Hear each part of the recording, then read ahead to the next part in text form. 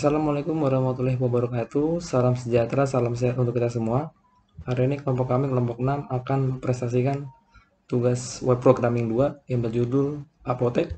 Sebelum itu kami akan memperkenalkan diri dulu dari saya sendiri dengan Samuel Halemuan dengan NIM 1920591. Perkenalkan, nama saya Desi Ronald Lilumban Raja dengan NIM 192000881. Perkenalkan, nama saya Yunita Wijayanti dengan NIM 19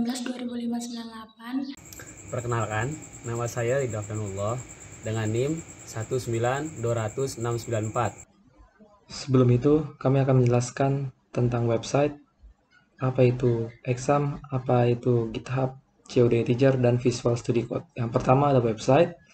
Website adalah kumpulan halaman web yang dapat diakses publik dan saling terkait yang berbagai satu nama domain.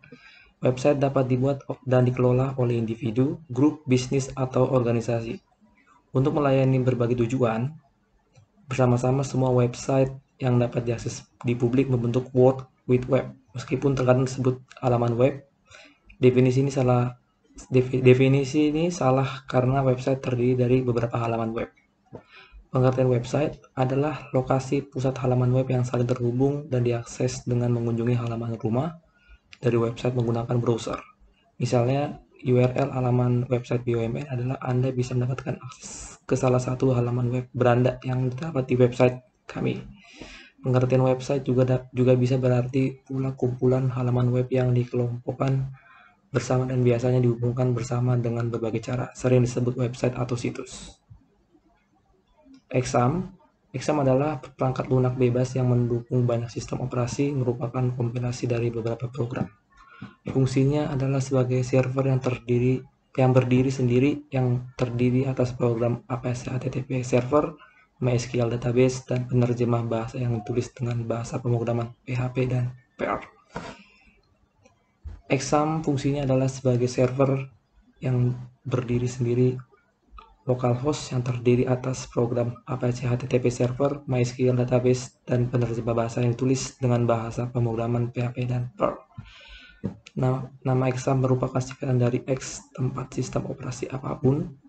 Apache, MySQL, PHP, dan Perl merupakan ini tersedia dalam GNU, General Public License, dan bebas, merupakan web server yang mudah digunakan untuk dapat melayani tampilan halaman web yang dinamis untuk mendapatkan dapat mendownload langsung dari web resminya.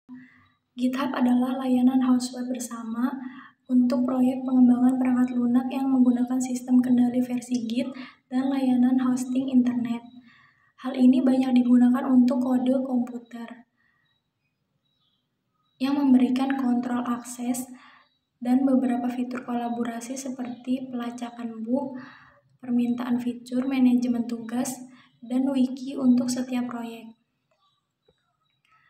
Kode Igniter merupakan aplikasi sumber terbuka yang berupa kerangka kerja PHP dengan model MVC, yaitu model view dan controller, untuk membangun situs web dinamis dengan menggunakan PHP. Kode Igniter memudahkan pengembang web untuk membuat aplikasi web dengan cepat dan mudah dibandingkan membuatnya dari awal. Kode Igniter dirilis pertama kali pada tanggal 28 Februari 2006.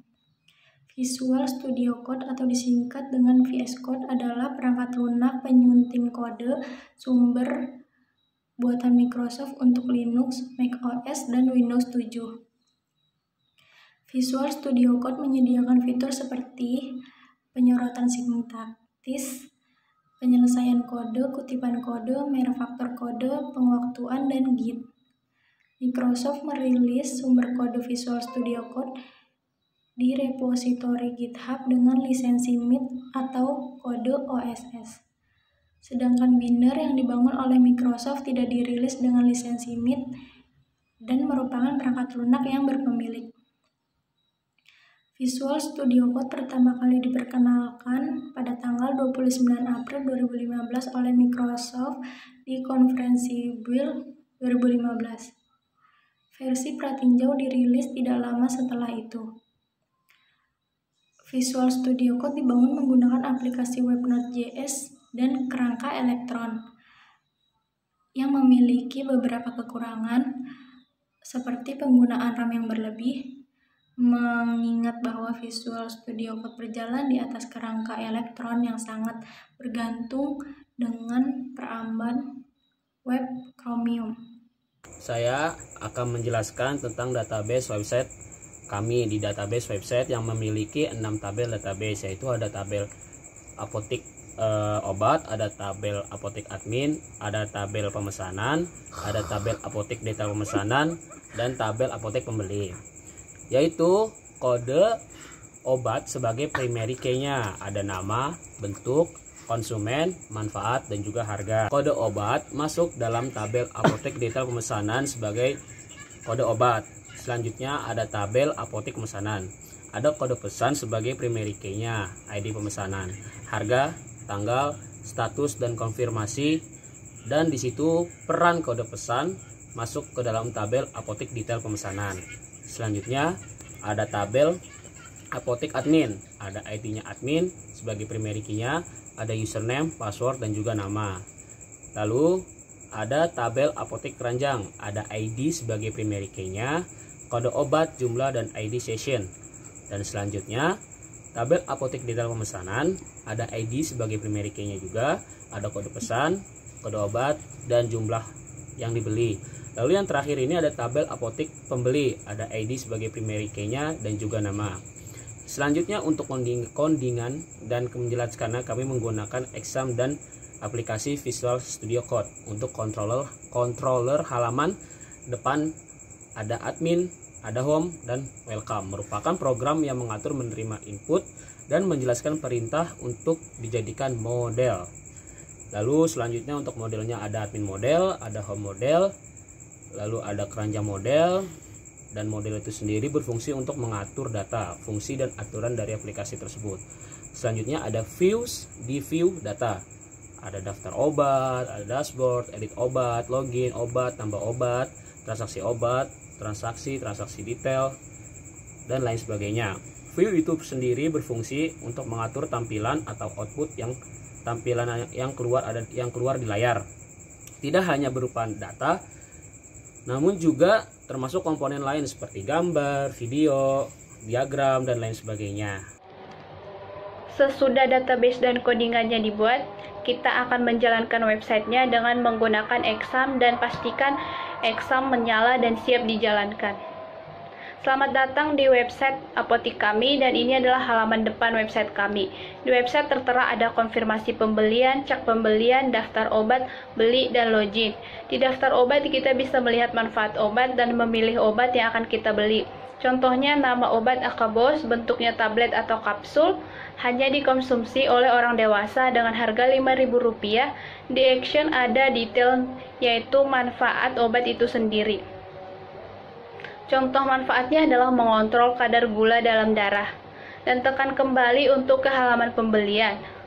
Untuk melanjutkan pembelian, klik beli, maka akan ada kode obat, nama, jumlah, harga, dan subtotal sendiri, yaitu jumlah keseluruhan. Dikarenakan kita akan membeli 3, karena harga satuannya Rp5.000, maka menjadi Rp15.000.